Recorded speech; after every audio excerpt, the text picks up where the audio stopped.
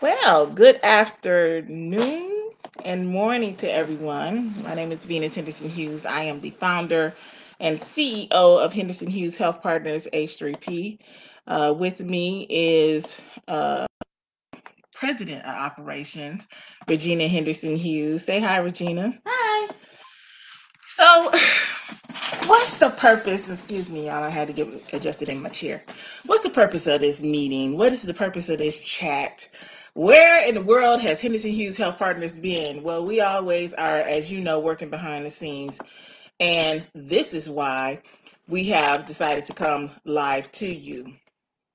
Um, we are doing a pivot, if you will. We have done a pivot like many other companies in 2020, but ours was really unique because our pivot started way before COVID-19. Oh my goodness, I mentioned that name. COVID-19 came on the scenes.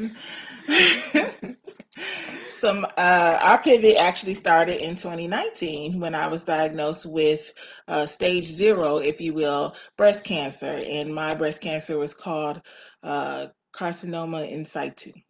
Uh, and well, breast cancer in the duct, if you will. And so, in that process, I had to learn how to pivot because my plans were being redirected. And of course, if anybody knows me, they know that I plan a minority health event every April. And this April, I was not able to do that.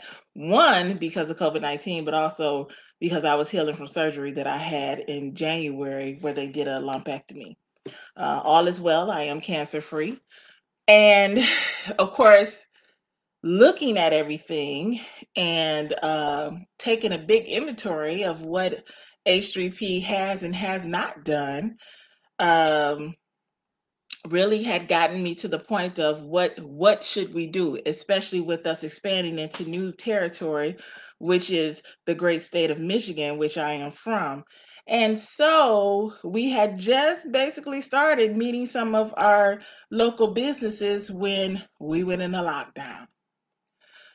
So here we are in October, which is Health Literacy Month, a definite partner of ours, a great part of our foundation. um, I had to figure out what we were going to do for it. Were we going to have a virtual health expo? And the answer, unfortunately, became no. However, me being me, and if anybody knows me very well, they know that I just don't like the word no. I just don't like to sit still. So I figured if we weren't going to have that health expo today, I could at least do a community chat. And I felt that it was time. So on this chat that we're going to have, and our other partner, Evangelist Jan Ward, will be joining us a little later in the conversation. But on this particular chat, we're going to talk about some things near and dear to H3P, as well as a Better Way Ministry. And so, because we have that partnership with a Better Way Ministry, our last segment will be on the H3P Domestic Violence Initiative. But before that, good stuff, we're going to talk about the month of October. And the month of October has quite a few holidays and observances, as we know. And of course, the end of the month, we celebrate our 4th anniversary as an adoptive family. Is that right? Yeah. So, we have that, but also it is Breast Cancer Awareness Month, and it is Domestic Violence Awareness Month, and it is Health Literacy Awareness Month, along with a lot of other uh, observances. And the list can go on and on. And I know that for a fact. um, because of the fact that we sorry about that. I'm new at this whole share screen thing, so I'm hoping that this is going well with the tape. Um, I know that there's a huge list of things that observe, so we just decided to focus on 3. So I'm starting with, of course, what I went through, which was breast cancer awareness, and I've written about it and I've talked about it. But now that we're here in October and we are almost a year to when I was diagnosed, I felt like it was time to sort of get up close and personal some more.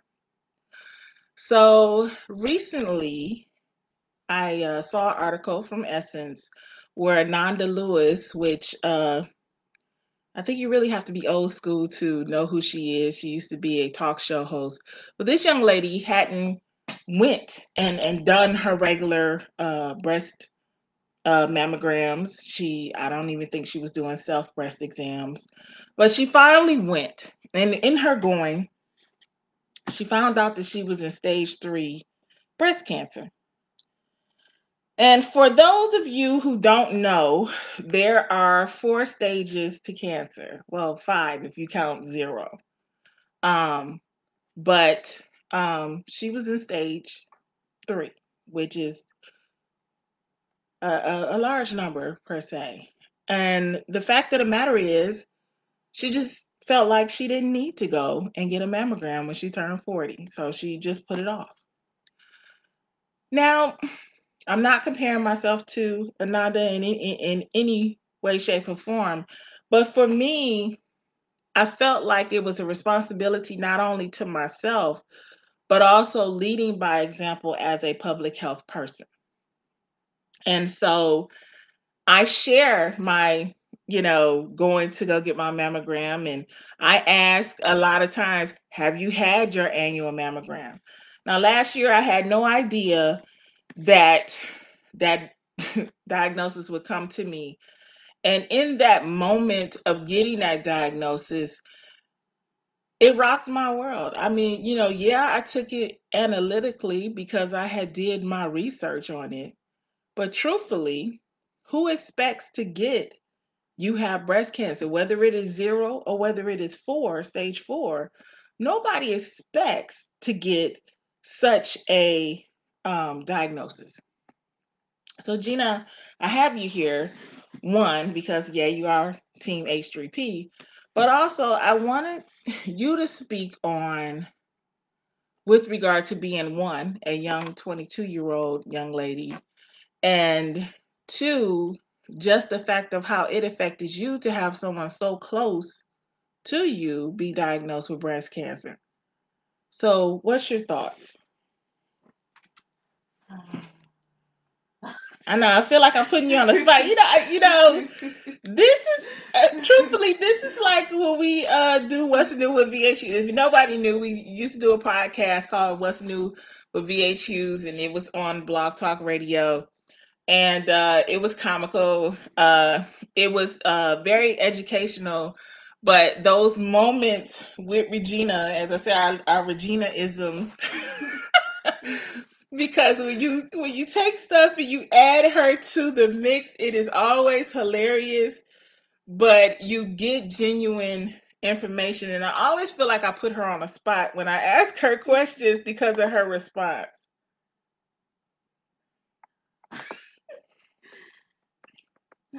Whenever you're ready. Well, it was surprising. Y'all did go to the mammogram place to have your mammogram. Still haven't been there yet. Well, you don't have to go until you're 40, unless, of course, there's something that happens where Yeah, I meant inside the thing to see what they do. Well, I wanted to take you on the experience, but can't really let anybody in there that's not right. Yeah. So, but yeah, it was shocking at first, but the doctor said it was harmless, so it wasn't that much of an alarm. But I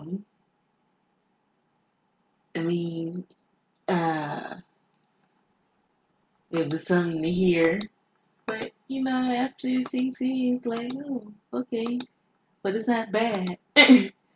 As in, it could be worse, but you can still like repair it, and get it out and stuff. So Yeah, we did go through that. We went through the surgery. The healing factor sucked. That's a clinical term people know. The healing factor was rough, and I think because I'm 40 plus, um, things just don't heal like they used to heal. You don't, as they say, you don't have the bounce back you used to bounce back from. But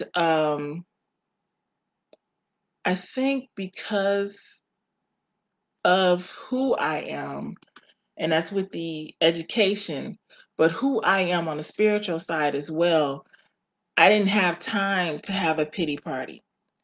I will say honestly, when I got the call from the doctor and I was sitting there with Princess TJ, and that first gut punch, or for me the chest punch, because that's what it felt like.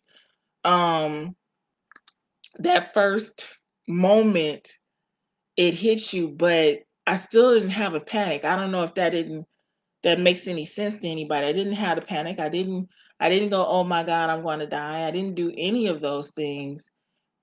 I instantly went into research mode.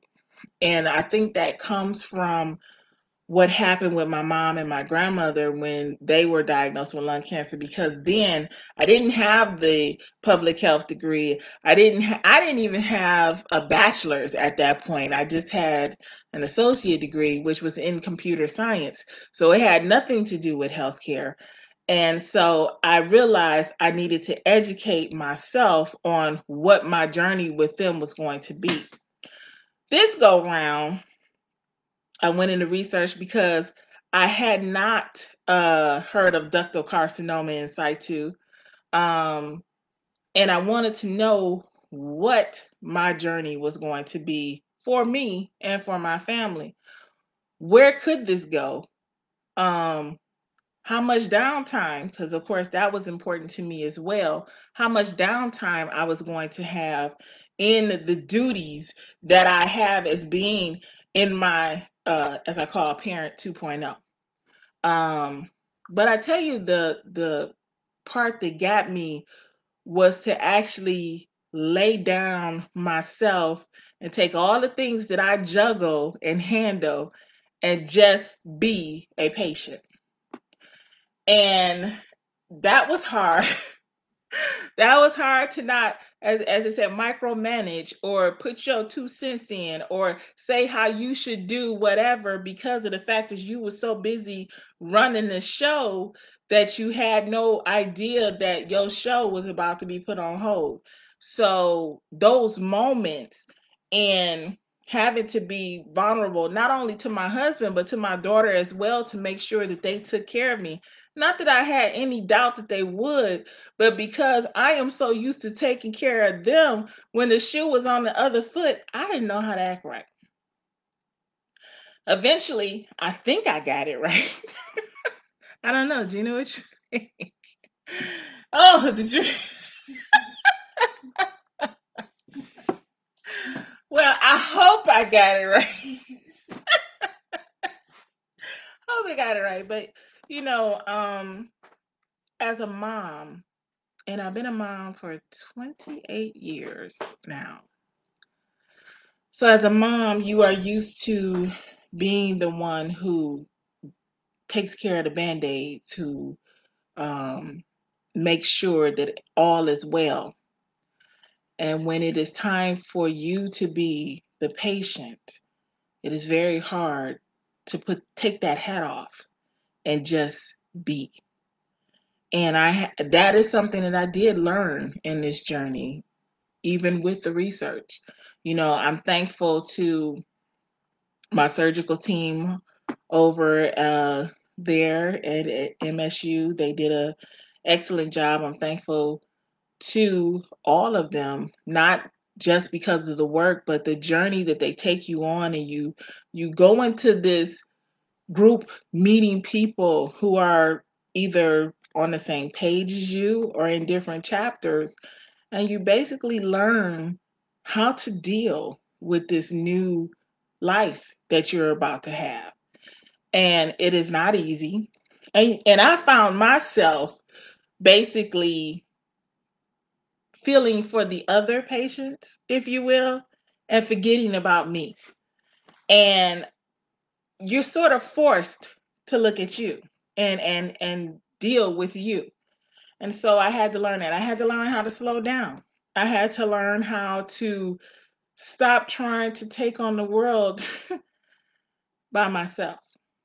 And so, no, I'm not saying that I'm thankful that I got breast cancer, but I am thankful for everything that I learned on the journey.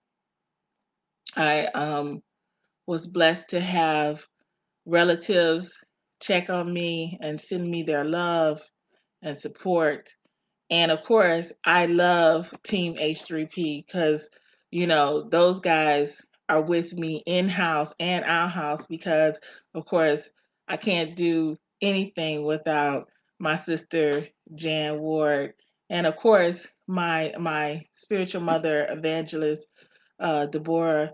They definitely prayed me through.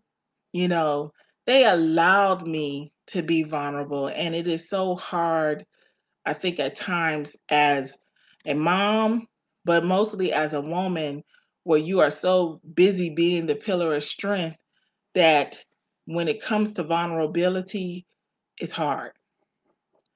So, to every breast cancer survivor, thriver, family member, and everyone who has passed on, we are aware of your journey and we celebrate you and we thank you for your resilience in going through whatever stage you may be.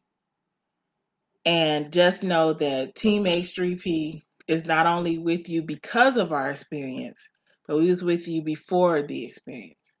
And we are thankful to always know that we are connected across the board. So, Team H3P is founded on health literacy. What is health literacy? I throw that around.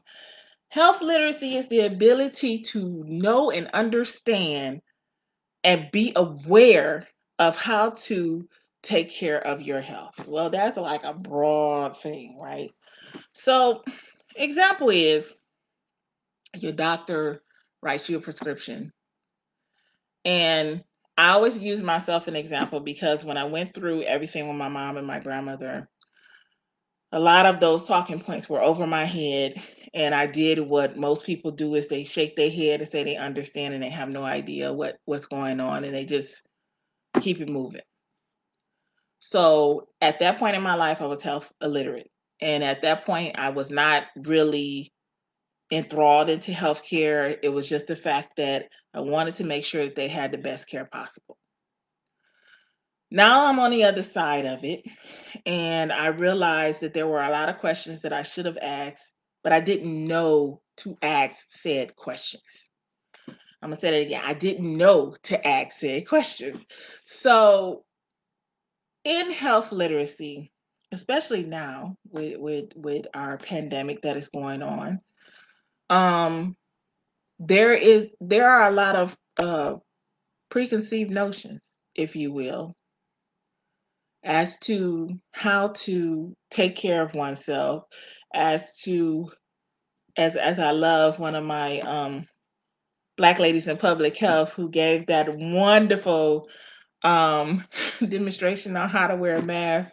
Um, Something as simple as that with how people would wear masks improperly, um, down to the most complicated thing as far as when to get help, with caring for a loved one or something like that. So these are all part of health literacy. For me, I try to keep myself apprised to what's going on. And of course, yes, COVID-19 is the a buzzword of the year.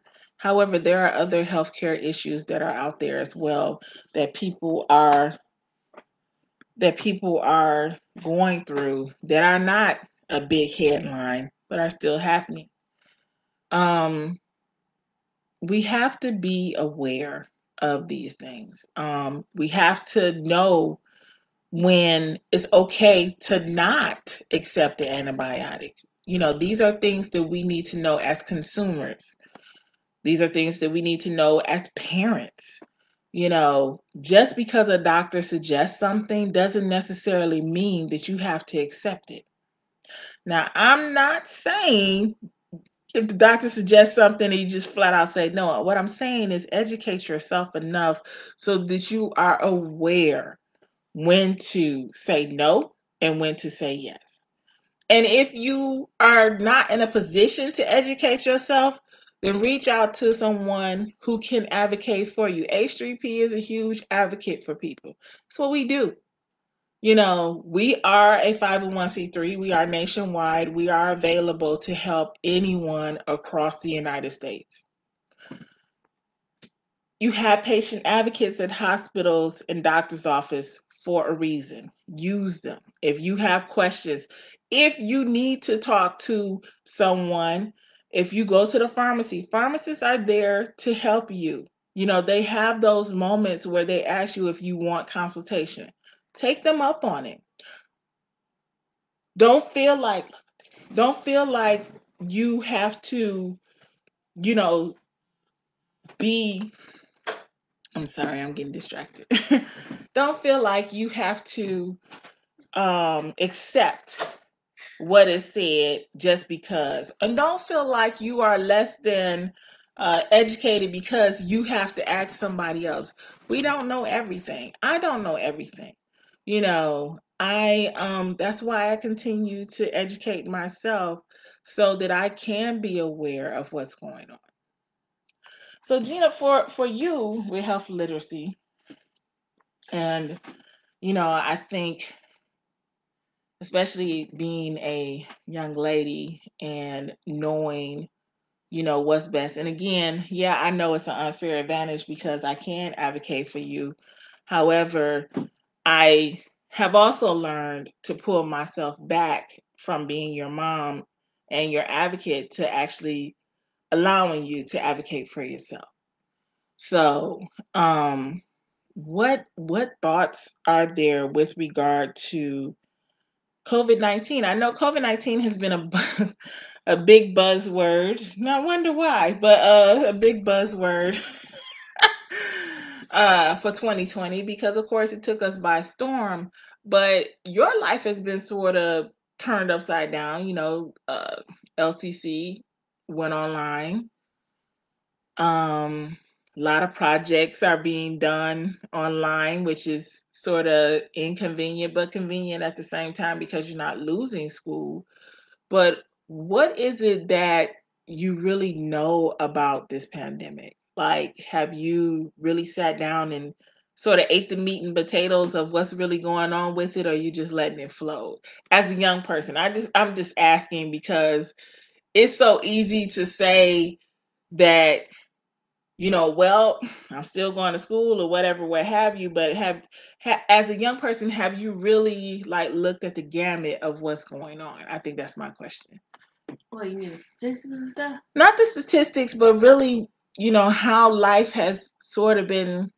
I can't say stopped because I feel like there are people who feel like their life is, oh my God, my life is at a standstill, but it's really not. But how is it that you see what's going on with COVID-19? Well, besides that, everybody is wearing masks now and sort of less cars on the street. There's not really nothing much change except that some people are online. Hmm. Because, I mean, people already do online school, so this is not really a big deal. And I guess we need to talk about the elephant in the room because of Parent 2.0, we have online school in the elementary sense of the word, and that in itself has changed everything. And the dynamic of how it has changed because of the way that the kids are online, and it's for me a bit traumatizing. I'm sorry, I had to say that. When you have a your natural daughter, your birth daughter is 22 years old, and your grandkids who are now your adopted kids are 9, 7, and 5, and you are in, dealing with kindergarten and first grade and fourth grade, it is like a whole new world. And not because of the lessons, but because of trying to make sure that they understand that you just can't hop up and get out of class and dealing with that. One thing that we have not really done is talked about COVID with them in depth, because it's a rabbit hole. It would be a huge rabbit hole, and I don't think we would actually get out of it, because I think it would be something that would be consistently talked about and talked about and talked about. And I really don't want to scare them with that. I really want them to be able to enjoy life, if you will. And at that age, or those ages, if you will, I think to turn COVID, and don't get me wrong, because COVID is a very dangerous disease. It is more than a boogeyman or a closet monster or anything like that. But the thing is that I don't want them to have a worrisome spirit. I want them to be able to grow up and be happy. And in that, it is my job to make sure that they do follow CDC protocol with mask and washing their hands and things like that. I really, I do make the emphasis of letting them know that your mask is important when you get ready to walk out the door. So those things, yes. But as far as having continual conversations with them and bringing in the news reports and things. No, I don't burden them with them. I just let them be kids, you know. And I think that's fair. I think that is um, the best that we can do. And, Gina and I, we have our moments of levity and sadness all at the same time every day, with trying to be back up. I guess we wouldn't be the teachers, because the teachers are actually teaching. I guess we're like the helpers to make sure that the class doesn't get disrupted by somebody coming off of mute or somebody doing something crazy in front of the camera, if you will. But other than that, I think we're okay with everything. I do have my moments. I am human, where it is a bit too much. But I also have resolve in knowing that this is what's best for them. And that is my comfort, if you will. So, Gina, you go through this educational craziness with me every day in the midst of doing your own education. And I would like to, first of all, I want to thank you so much, because a lot of this craziness that happens to make this machine move, I wouldn't be able to do it without you. And that is more than just Team H3P. That is just you basically stepping up to the plate and says, I got you, I'm with you, and I thank you for that. But in the craziness of the Henderson-Hughes residence, if you will, um, first of all, our day starts out way before school starts. So, we have to deal with that. And just the pushback that you get from a 5-year-old. Ooh wee. Um, but in all that you do, I truly thank you, because you could have said, I'm out. Like, you could have been like, I'm grown, I'm out of here.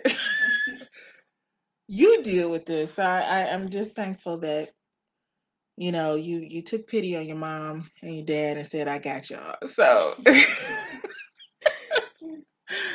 um, but, what have you seen in, as I call them, the three amigos, with, like, have you received any questions as far as like when will school go back? Or because I know I haven't, But they have a tendency to like come to you and Chris and ask questions. I don't know, but somehow I became this person at the top of the mountain and they don't come to me. I don't know how that happened. I'm not a bad guy, but it just seems like it has changed. Like the dynamic has changed as opposed to my first parenthood with the girls to the parenthood with the three amigos. I have somehow become the person of last resort instead of first resort. So, with that, have you gotten any questions like, when can we go back to school?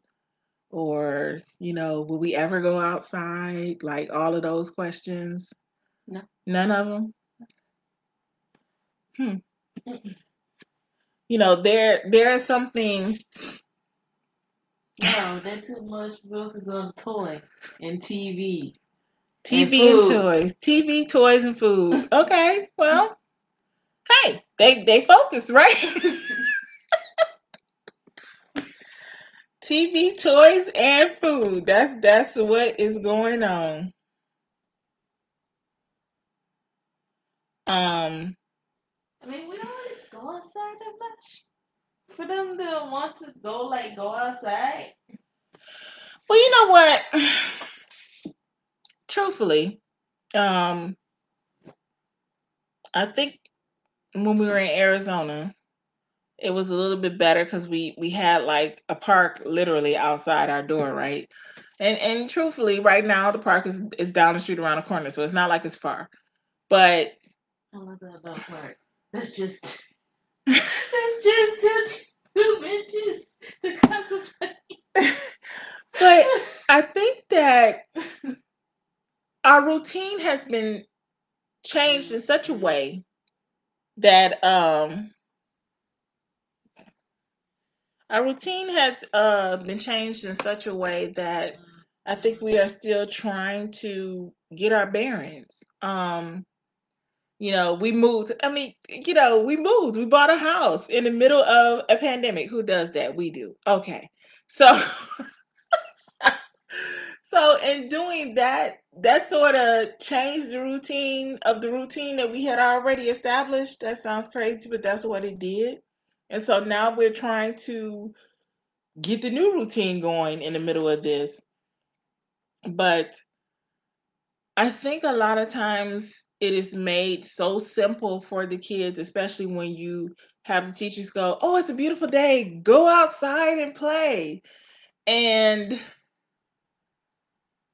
because I am in public health, um, I know it's not that simple. And especially with having children who have uh, immune systems that are compromised. You don't want to put them in a situation where they could get sick.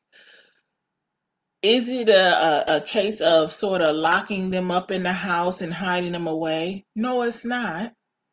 But I also know, and I knew when COVID first came on and everything that I do, that this was airborne, you know, because of what I saw in the statistics. And now it has been confirmed. So to take two asthmatics and one who has um, another immune deficiency and put them outside, for me, would be a recipe for disaster.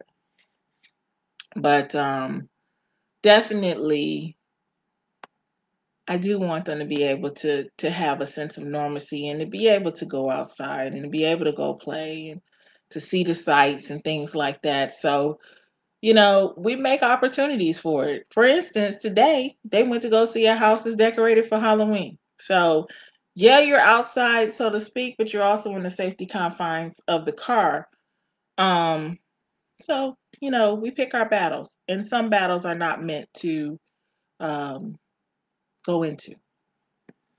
Um, so, my last point of this community health chat is about Domestic Violence Awareness Month. And as I said before, H3P has a partnership with A Better Way Ministry with the H3P domestic violence initiative, and that was created um, what, a year ago, to basically, one, handle the public health aspect of what domestic violence is. It is a public health matter.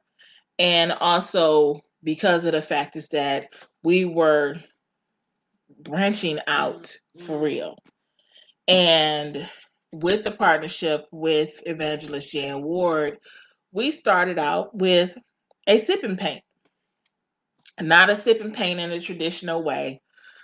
This sip and paint basically went to the domestic violence shelters, and we provided what is it, Welch's grape juice, was it, Gina? Welch's grape juice, the champagne flutes, the canvases, the paints, the whole shebang.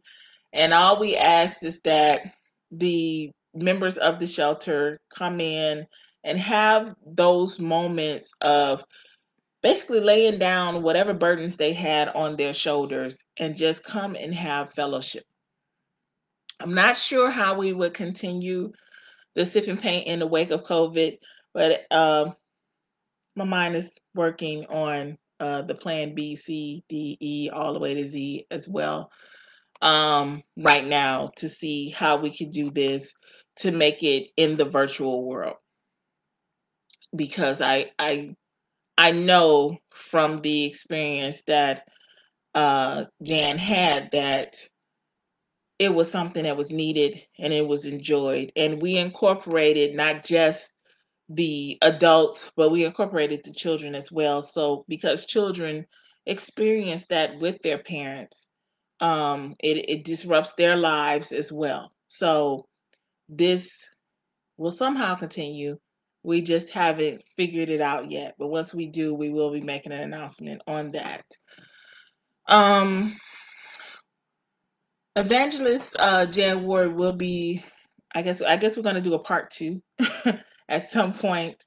But what we wanted to talk about is, because this is Domestic Violence Awareness Month, and because we're in the wake of COVID, recognizing the fact that when you are in these states that are in lockdown or have been in lockdown, noticing that the domestic violence rates have increased because you are literally locked in with the person who causes you harm, whether it is male or female. I think there is a preconceived notion out there sometimes, and I'm not putting it as a blanket statement, but usually the thought is that when a person has experienced domestic violence, it is a woman who has experienced it from a man.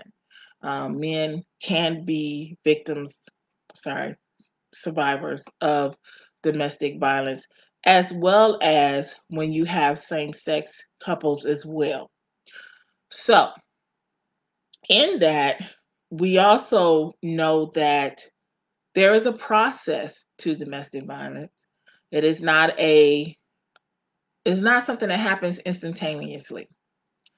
Um, there has to be a process in a way where they sort of reel you in or groom you in order to get you to be vulnerable to them so that they can do these things to you. One of the things that I remember growing up in Detroit, Michigan, right there off of Vicksburg and Lawton, in my apartment building, we had 8 units. And the apartment above my apartment, there was a couple that lived there. And I just remember,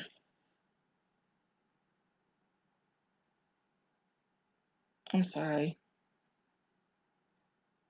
Mhm. Sorry, I'm Evangelist Ward just popped in on a message, so I had to answer that. So I remember there were times where you just heard a lot of boom, boom, boom, boom, boom, especially with that being your ceiling, their floor, and wondering what would happen and what was going on and things like that. And the thing that got me was that Like you mean like that they were from dang down the No, way? not not beating on the wall as far as being a jerk, but the hearing of the running, and you could hear, because of the way that the apartment was made, you could hear a lot of things. A lot of things you couldn't hear, like some apartments have super thin walls, but you can hear the stomping and the running and things like that. Like you could hear that. You could hear her scream. But the thing that got me is there was no one to rescue her. There was no one who said enough is enough. But it was commonplace. It was never someone who said, "Girl, you need to go get help." There was never anyone that said that. And I noticed that as a child growing up. That was something commonplace. And it was I can't even say it was overlooked. It just was like it is what it is. It was just like another day. And so going forward now, you see where young ladies don't recognize those signs because nobody spoke up enough to say, if this happens, you need to do XYZ. And I think, I don't know, Gina, as a young person, and I know you haven't been involved in this, but I know um, when we went out to, uh, what was the day? Oh my God, I'm having a brain fart. Um, when we went out to a Goddesses Jameson's church, and that's what I was trying to think of the name of her church. Shout out to a Goddess Jameson out in Goodyear, Arizona, when she had her young ladies program that we spoke on, and just bringing up dating violence in the whole gamut of the Tease program that we did.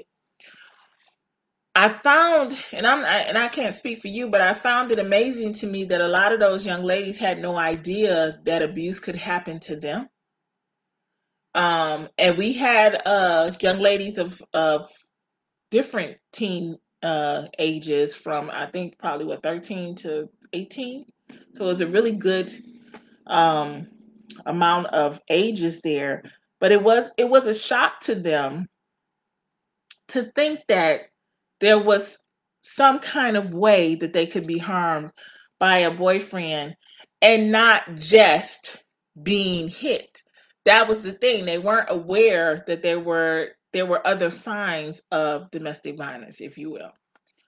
So um, we incorporated that in our Tees program for that purpose, because of the fact is that a lot of these young ladies don't know it's not just a hit upside the head, something that's saying you have verbal abuse, and they just think, oh, he just said something nasty to me, he'll get over it. And these are signs, if you will. These are, just as they said, the tip of the iceberg.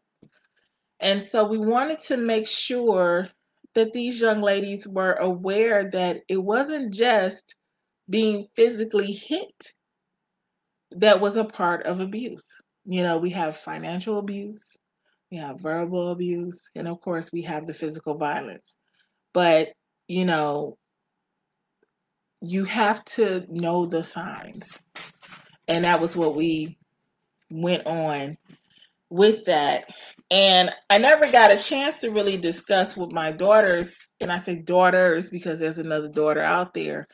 But I never got a chance to discuss with them what they saw in their circles of friends in school, if you will, especially in high school and middle school, because I don't know, we had so much stuff going on in Arizona, but that uh, visit, that round table, if you will, with those young ladies, that foray into actually having a conversation with children and because their parents were their teenagers. Because we, like I said, we didn't just have teenagers; we had some younger children as well there, but their parents were also there as well. And to have that conversation up close and personal about dating violence, something that never came across my mind when I was growing up because it was so commonplace. As I said, growing up and hearing that young lady every night, and the neighbor down the hall who she got beat as well. It was so second nature that it was never a time where there was a pause to say this is wrong. It was just everyday life. And so even in when I was going to high school, when we heard about someone whose boyfriend beat them up, it was still like there was no shock and awe, if you will. And there was no one to sort of say, this is wrong, unfortunately. Um, I'm not sure if things have changed. I know that there is a lot more awareness. I know that, again, we have our own program. But when it comes to high school and, of course, even college, I'm not sure if there is more of a conscientiousness to it. Um, I can't say because I haven't been in college in a minute. um, but I don't know. So Jenny, you tell me what you have observed in your life, and go back in the recesses of your mind, if you will, and tell me about when you were in high school, if you noticed any dating couples with anything, or if it was just another day in the neighborhood.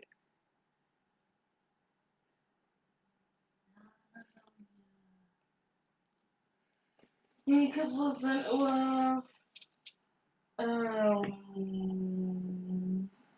so two of my friends they hooked up. I didn't know. I guess they hooked up behind the scenes or whatever. They met in person. They had a picture together. That's about it. But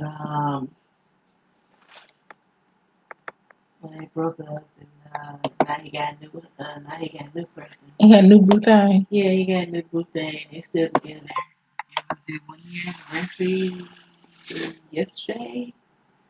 Now, did they have any situations where anybody got violent or anything like that, or it was just, Um, it was more so between the ladies. Apparently, the one who was with the guy before the other lady came and took him basically.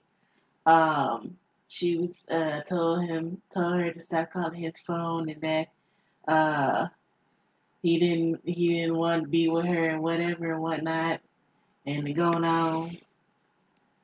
So that's what she told me.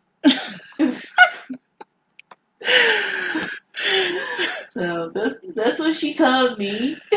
but that but she came full circle. She got a new boyfriend.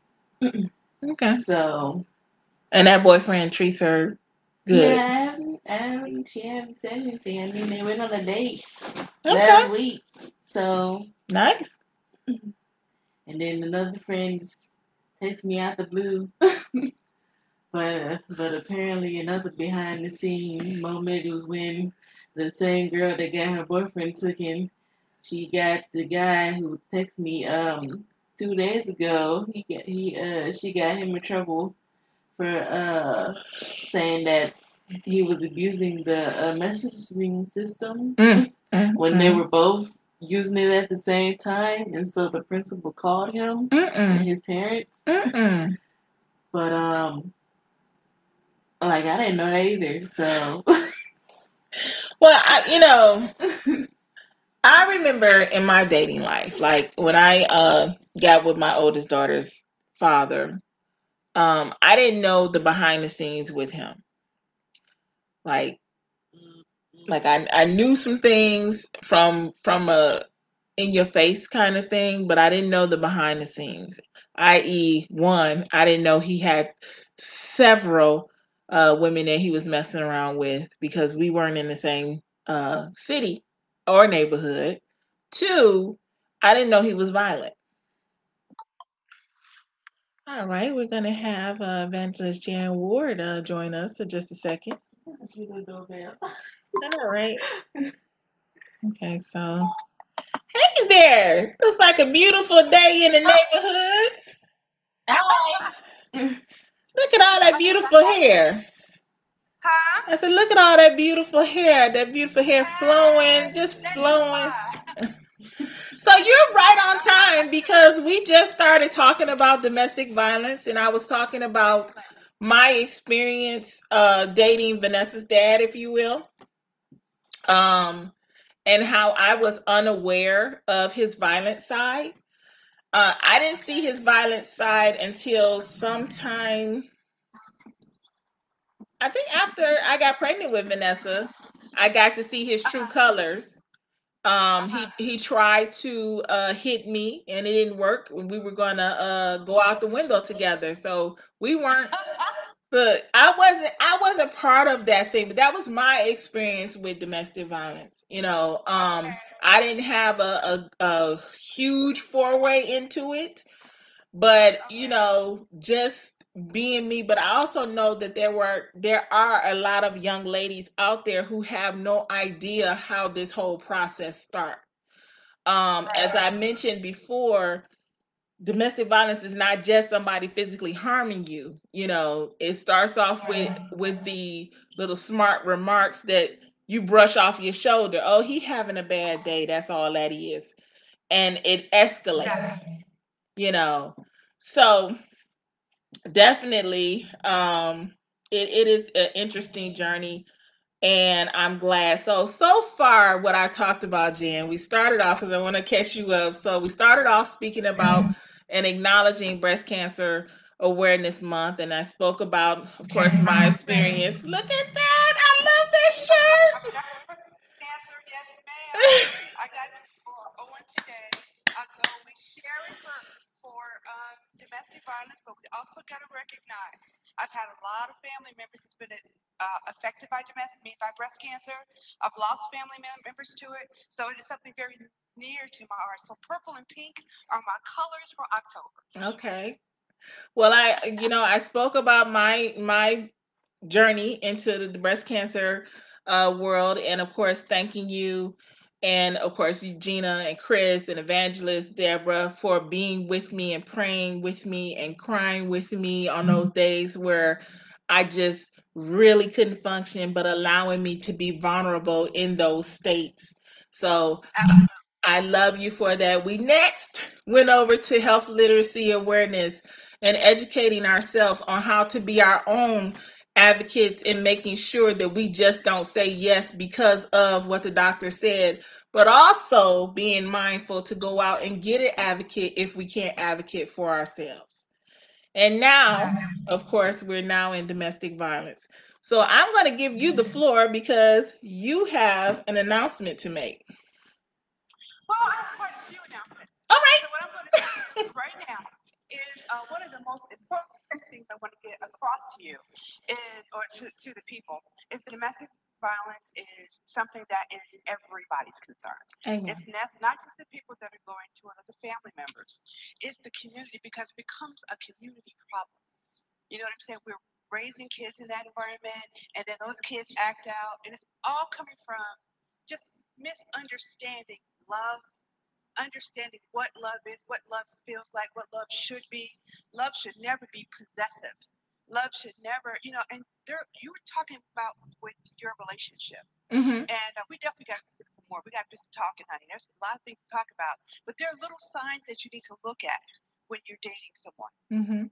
Play fighting, play hitting, watch that. Because a lot of times you have to really set a standard in the beginning of a relationship. I am not the one. You know what I'm saying? I do not deal with that. If you can't respect me as a human and Bye understand my bye. purpose, you know what I'm saying? But you got to understand that everybody on this planet, this is the thing that a lot of people miss in relationships. Everybody that God allowed to breathe, okay, has a purpose. Amen. I have a divine purpose. You have a divine purpose. Because I get married doesn't mean my purpose goes away. That's You right. become part of my purpose. But God has purposed me to do something. I should not have to feel like I got to walk on eggshells not to get you angry. I'm not property. I am Mm-hmm. a free thinking, free will human being. And those are the kind of things that we need to get into our spirit man, Mm-hmm. men and women.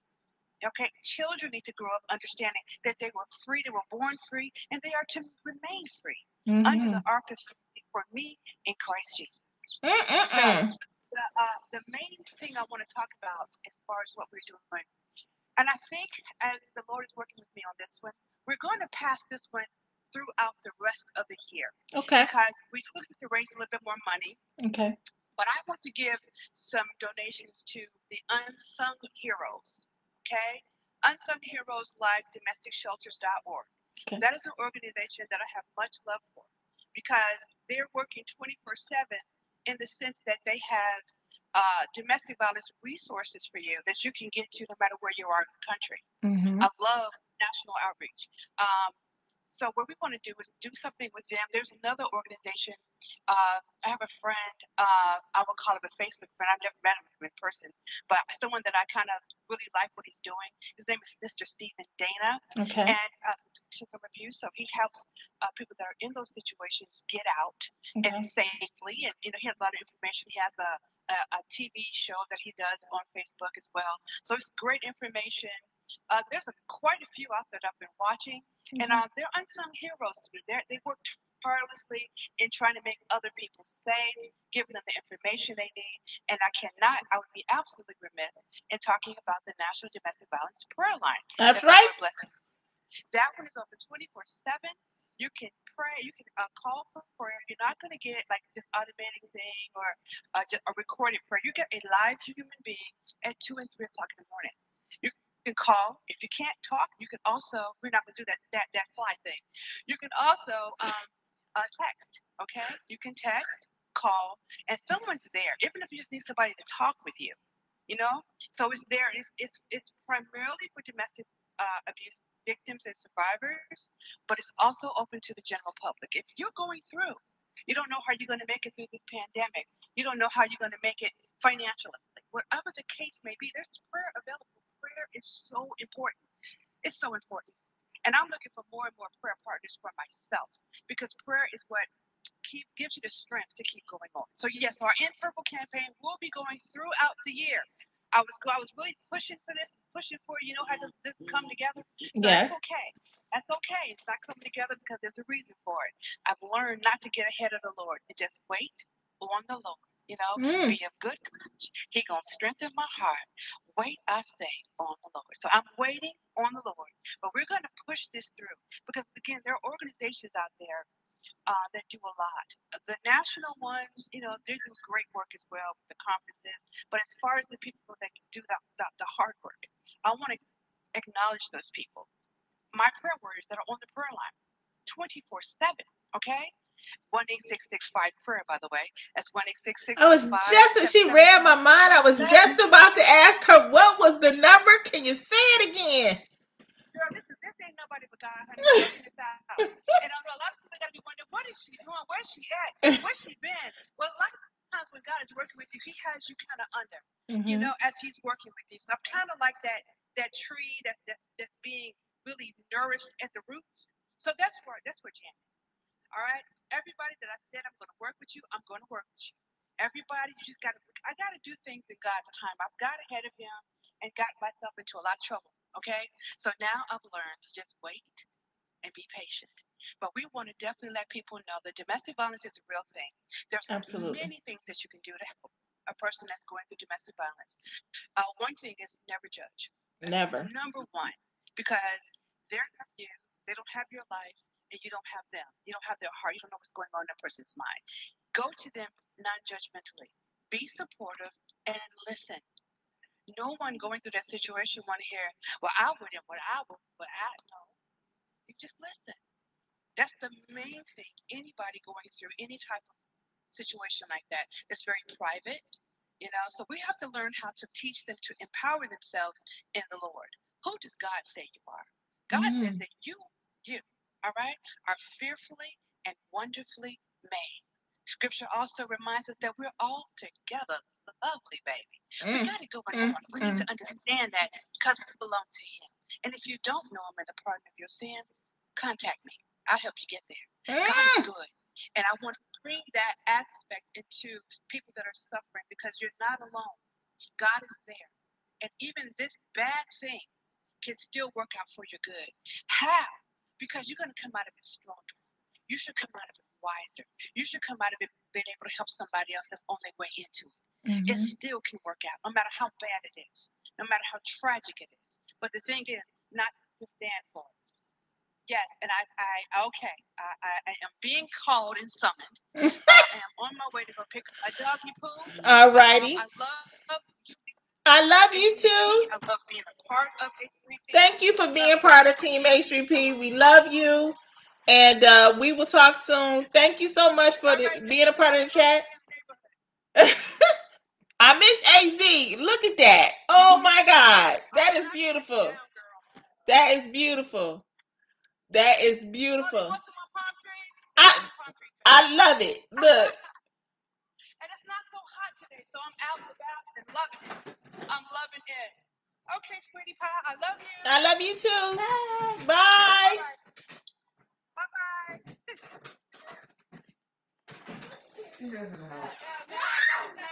Thank you so much for being part of this chat. And we're wrapping up